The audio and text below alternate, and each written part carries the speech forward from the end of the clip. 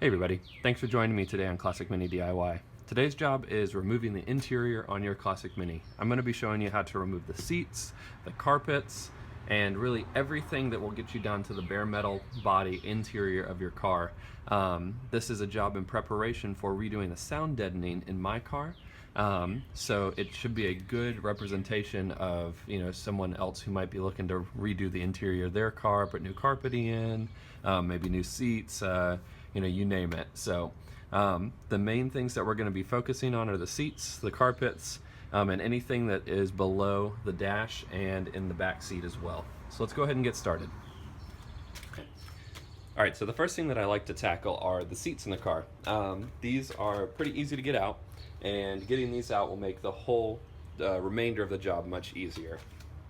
If you have a Mark 1, many Mark 1 seats don't actually mount to anything in the rear here. So when you lift up your seat, it's just free. So what that means is there's two bolts up at the front here, and then one on the opposite side of the seat that hold that to the body of your car. Most of the original Mark 1 seats also mount this way. And then as you get newer and newer in your cars, you'll have a little bit more safety with locking mechanisms in the back here, some sort of retracting seat. At the end of the day, usually it's just a few, maybe 2 bolts that hold in the seats, and you'll just need a spanner set or a socket set to go ahead and get in there and pull those out. So I'm going to undo these. I'm going to go ahead and undo the other side as well, and then we'll move on to the next steps. Now, after you take these bolts out, you're going to want to make sure that you hold on to them. They're usually pretty important to hold your seats on. Also, with these bolts, you're going to want to make sure that they are good grade 8 or grade 10 bolts at this point. This is a really good time to confirm those. So this one is a nice grade 10 and really strong to hold on your seat. Obviously, it's a very important thing for your seats to remain steady and strong in your car. So again, just make sure that these bolts are kept or replaced with something stronger if you need to.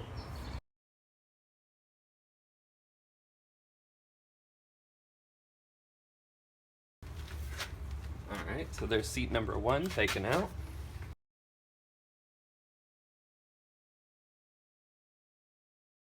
Now, to make sure that I don't lose these bolts, I really like to actually put the bolts back where they came out of.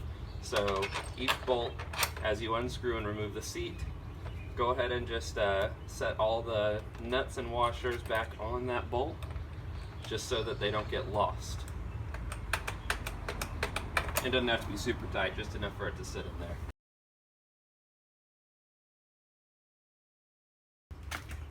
Alright, so there you have it. Both of the seats are out. The next step is to take out any floor mats you have. Pretty straightforward, that process, just remove those. Cool, so now what we're looking at is your rear seat. The rear seat is generally a 2-piece set. You'll have your bottom seat cushion here, and then your rear back seat cushion. So, first off, this rear cushion on the bottom is super easy to come out. Mine is a little makeshift. As you can see, it's worn, it's torn, it's pretty old. But it just actually lifts out, and if yours is has some kind of DIY repairs on it, mine actually has a ruler that holds it on this lip of the rear seat frame.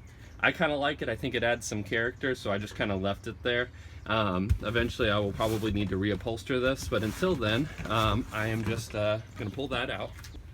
Next thing that I'm gonna do is remove my rear stereo. As you can see, I crafted a small MDF board that holds my stereo in the rear here. The reason I did that is I just didn't want to clutter up the front of the car with a stereo system. And really the only thing I do is plug my iPod in or my iPhone in and just control the volume. So this just pops out. We've got the rear parts out, and next we're going to remove the carpets. And now removing the carpets is a few-step process, so I'm going to switch the camera around and show you what you need to take out on the front before we can get the carpets out. Alright, so the things that we need to take out in order to get the carpeting out are as follows. So these actually can stay in. There's holes in your carpet, and generally that'll fit through those holes. But what you do need to do, a lot of these are just Velcro, and they just peel up like so. and just pull it off, just like that. And set that off to the side if it's in good condition. If not, 7 Enterprises actually sells a really nice replacement for that, and I'll put a link in the description to that below. Next, this actually stays on, and the next thing we're gonna have to do is take off the shift boot. That involves taking off your shift knob as well. So go ahead, for mine it unscrews. Most shift knobs will unscrew. Some might be a little bit tighter. If you have one of the original rubber ones, it might be caked on there pretty good. But it's just a threaded screw on shift knob. Next, there are 4 bolts that hold your shift knob on here. Sometimes they go through the carpet and into the body of the car, which is what they're supposed to do. But sometimes people will just screw them through the carpet, so it's kind of loose. As you can see, mine moves the carpet with it, which means those are not plugged or screwed into the body. Anyway, what you can do to remove those is I use a nice electric screwdriver, electric drill.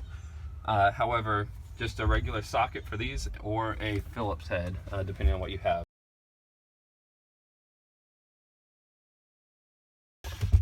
So once you get those screws undone, this actually just slides right over your shift knob. Just take this, set it off to the side. This can get pretty worn.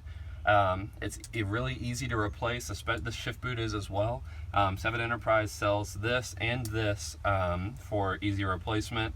And this, it comes flat, and you actually just bend it around the shape that you need here when it screws down on there. As far as your actual shift stick here, you can leave that on. I usually do. It just makes it a little bit easier in the reassembly phase. Although if you're going to be doing a lot of work up here, it is kind of nice to have this out of the way, and it is pretty easy to remove as well. There are 2 bolts right here, one on the front and one on the back. Now mind you, this is for a remote shift gearbox. It's different on a rod change, but anyway, there are 2 bolts right here. Lift that out, and then this comes out with a spring and then a small plastic cup. You're going to want to make sure you hold on to all of those. I'm going to leave mine on. I just don't see any reason in taking it off, other than maybe repainting this at some point in the near future, but I'll decide to do that later on. Alright, so next thing we need to do is actually remove the carpet itself. I'm going to switch the camera around again, and we're going to start with the rear carpet.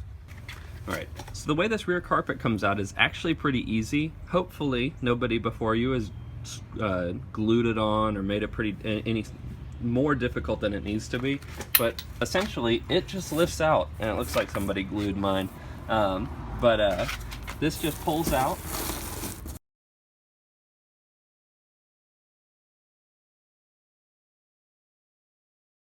Now you may remember me saying that these fit through these holes here. I was incorrect when I said that before. Since I am going to be replacing the carpet, I'm just going to go ahead and cut these holes open so that I can pull this out. If you are not going to be replacing your carpet, there is a bolt here, and then on the same side, or on the other side with the other seat belt there. Those will need to come out, and then you can lift this out.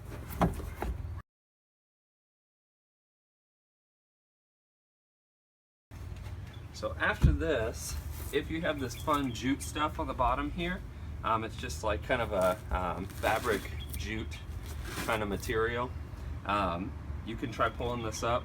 I'll see how well mine comes up. If it doesn't, I'll have to get in here with some scrapers and scrape all this crap up. We'll see. Hopefully it won't come to that.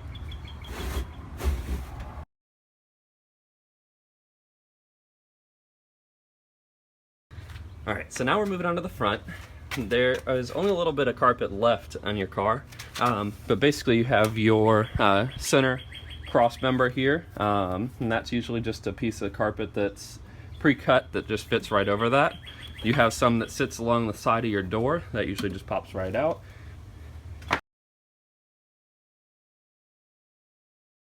Alright, so now that you've got that up, I'm going to go ahead and pull this other piece off of the side of the door here. And that is off. All that's left is actually pulling up your front carpet. Now, on Mark 1s, you have a floor start button, and this floor start button is actually going to hold your carpet in place while you're taking it off, so this is going to need to come off. The way this comes off is the button itself inside actually unscrews. Try not to push it in all the way, otherwise you're gonna run the starter. And then this bottom piece also unscrews.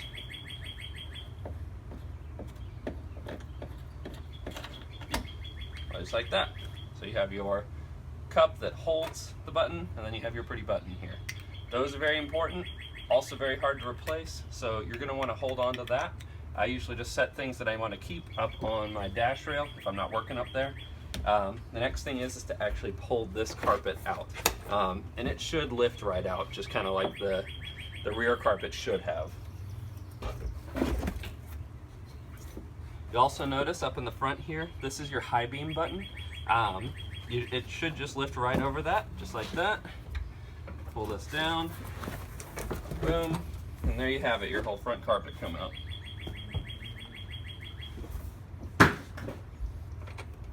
Next thing you're going to want to do is pull out any underlayment. So in my car I have this jute, going to pull that out. All right. That is out. And then in my car I also have these wheel well covers. They look okay to me. I think I'm going to keep those in there. I don't see any reason to pull them out. But if you want to take them out, if you don't have them there, that's something that's going to go on later. So now you have a good look at the bottom of your car. You can kind of determine, hey, you know, do I have some water leaks anywhere? Is my car, you know, pooling water down here, which they sometimes do. The water either will come in through the doors, or it will come in through the many holes that are in the bottom of the Mini's floor.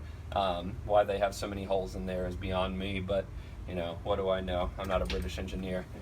All right, everybody, thanks for joining me today on Classic Mini DIY, brought to you by 7 Enterprises. If you have any questions at all, feel free to post them in the comment section below. Otherwise, I hope you found this helpful, and keep motoring on.